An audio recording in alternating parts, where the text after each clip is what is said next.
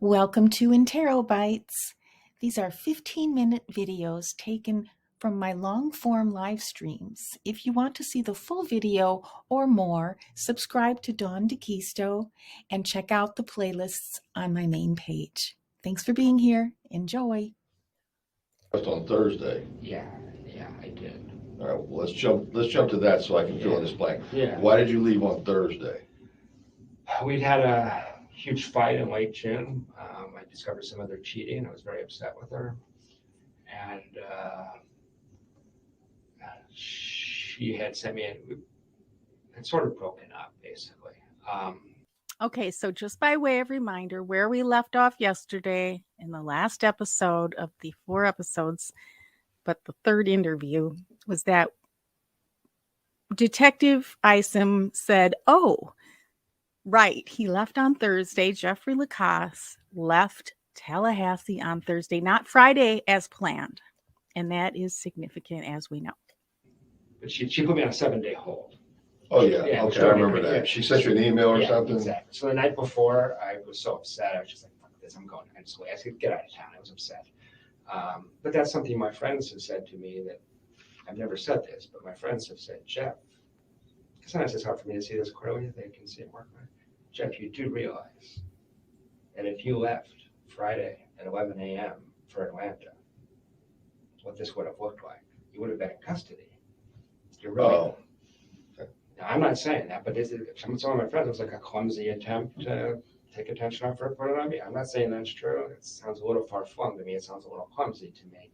But she knew exactly when I was going to leave. I'm a late riser, and she didn't know I changed my plans, obviously. So I'm glad I changed my plans. I wouldn't blame you guys for being a little more suspicious if you didn't. I mean, if I leave at 11, you just see me driving north 10 minutes after Danny showed up. So that looks suspicious to a lot of people. So just again, I think I mentioned this yesterday, but it didn't stop the crime from happening, even if this might have played a part in the planning. And this is all theoretical. And this is what Jeffrey is saying is theoretical to him and his friends. So let's just bear that in mind. The crime still happened, unfortunately. I know it makes it sound like a criminal mastermind. It may sound crazy to you, but that's what my friends say. So can I go back to the stuff in June? Absolutely, I'm sorry. You know, I have any questions you want to ask. I know I talk fast, and It's just a little faster than I'm used to. My dad's from Boston, so I'm an adopted Southerner, but I haven't slowed down. So, I just realized we left off a little bit further out here, but this is a good reminder of where we're at. So we're going up 10 minutes. And by way of reminder, here is where Jeffrey is speaking about Charlie's friend, who he was suggesting to the investigators that they might find on Facebook. He is an ex-Special Forces guy, is in his words, and that he when he came back from serving in the military, he did not come back the same, and he actually used the word deranged. And he said that he was known for being deranged. But he's a close friend of Charlie's? It's on his Facebook page. That's what I told the investigator. Yeah. Okay.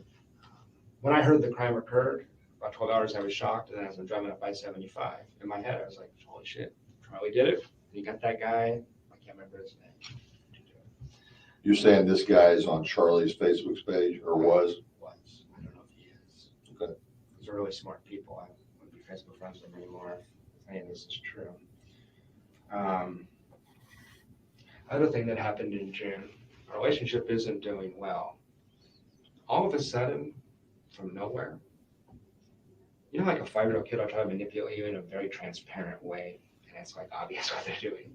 She started doing that kind of stuff. I got the sense we weren't going to make it. It was obvious to me, and I never going to trust her again. All of a sudden, she throws me the world. And I felt at the time, I said to my friends, I've been very careful not to develop like a hindsight bias. I checked back in with my friends. What did I say? They said, you said in June, it felt like Wendi was stringing you along for some reason. And you couldn't figure out why she just break up with you. She's like, this ain't going to work, you know. So all of a sudden, she's telling me I should move in. Move in with her? Yeah, she's talking about moving in. And I wanted a family so bad. She knew that. She manipulated me with the kids constantly. She said the kids should start calling you daddy. I'm going to talk to my mom and dad, and I'm not Jewish. That was the whole thing. I'm going to get approved by the parents. I'm going to give you the passwords. I'm going to give you all my computer accounts. Okay, so he's saying they were fighting in June, and then he thought they were breaking up, but then she started giving her what he called the world. And he's saying that she wanted him to move in. She was discussing the possibility of him moving in, having the boys, the Markel boys, call him daddy, even though they had a father.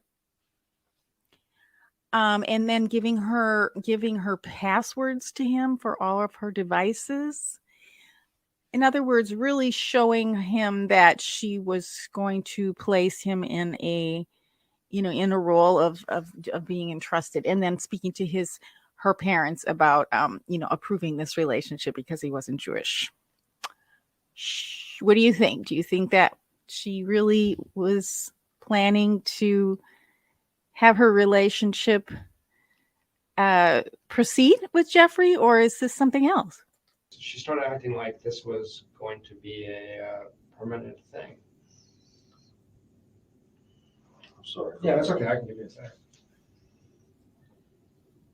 I'm just going to have to respond to I this understand. right now. I understand.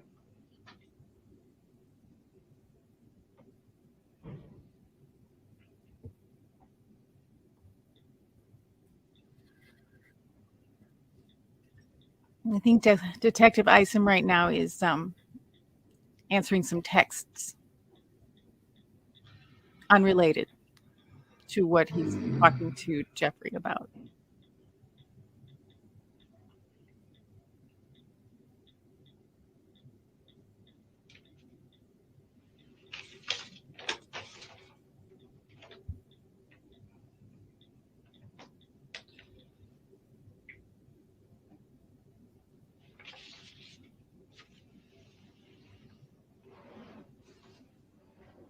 Okay, that'll suffice for a while. No problem. So just at the time, I felt like I was being manipulated. I couldn't figure out why she wanted to keep me around. It was really strange. Just all of a sudden, here's the world. Just all of a sudden, being over the top sweet. I hate it. Jeff, I'm confused about this timeline here. Yeah, Maybe we should try to get that. Yeah, okay, go ahead. Okay, where's this week off? What That's is in the- July. I've been going. Okay. I've been going in order. Okay. So we're still in June right now. Okay. So we're in, but this comment from late June of the 20th through the July 14th is before or after what you're telling me now? I can't remember exactly. It's my fault. No, it's okay. No, it's not a fault thing. I can't remember. I want to be as honest and accurate as I can. Sure. I think that's the Monday before he was shot, but I can't be certain. So this would be preceding that. Preceding, okay. Preceding that. Okay. Yeah. So it just felt strange. These are just my impressions, but it's like, what is going on? It just didn't make any sense. It was just really strange, erratic behavior. She wants you to what though? Well, I was threatening to leave at this point. Okay. So, Okay, so he finally spit it out. So what's happening here is he's saying it, as I was just saying, the relationship was rocky, and so now he's saying, yeah, I was threatening to leave at this point. He's trying to stay chronological. He's been doing a great job of it with Detective Isom, and now we're going to get into why that's important and the real nitty-gritty of the timeline that runs right up to the week of the tragic Dan Markel shooting. I guess if I'm putting on my cop show hat, I'm wondering if it would have looked weird if you break up with your boyfriend and then a week later someone gets shot. You know what I mean? I don't know. So get to mid to late June.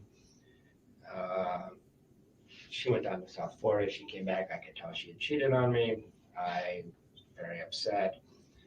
It's very obvious. And I moved to Gainesville, June 27th. She accompanied me down there for a work trip. Okay.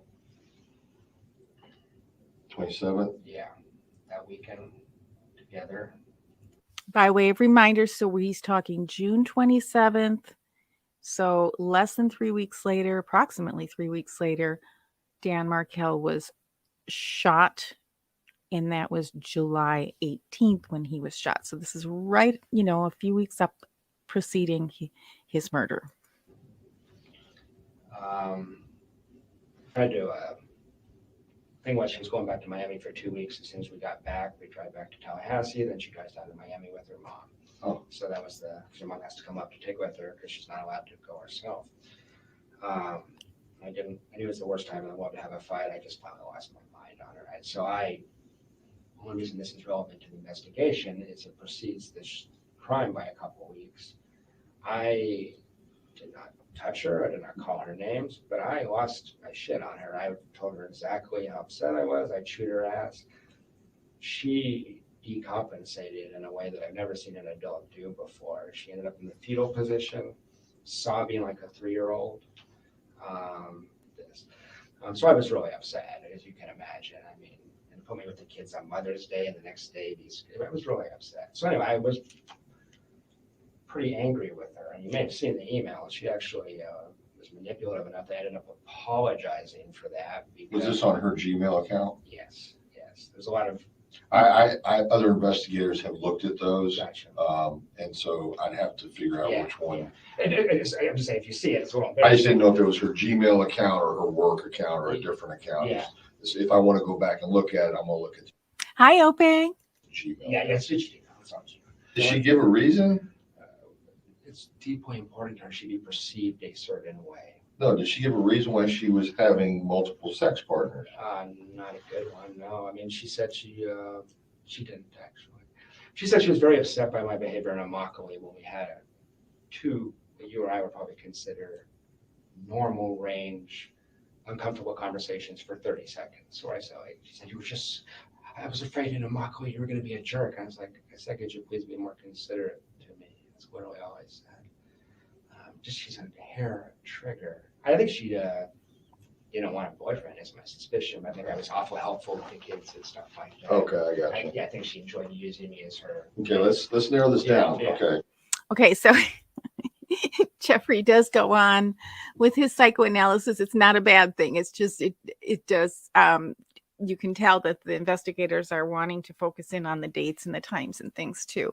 So. And hey, Opie, I'm not sure if you're familiar with what we're doing. This is the fourth in the series of 4 where we're reviewing Jeffrey LaCasse's interviews at the Tallahassee Police Department. So I wasn't sure if you saw the previous episodes, but this is the final one. So thanks for joining. It's nice to see you.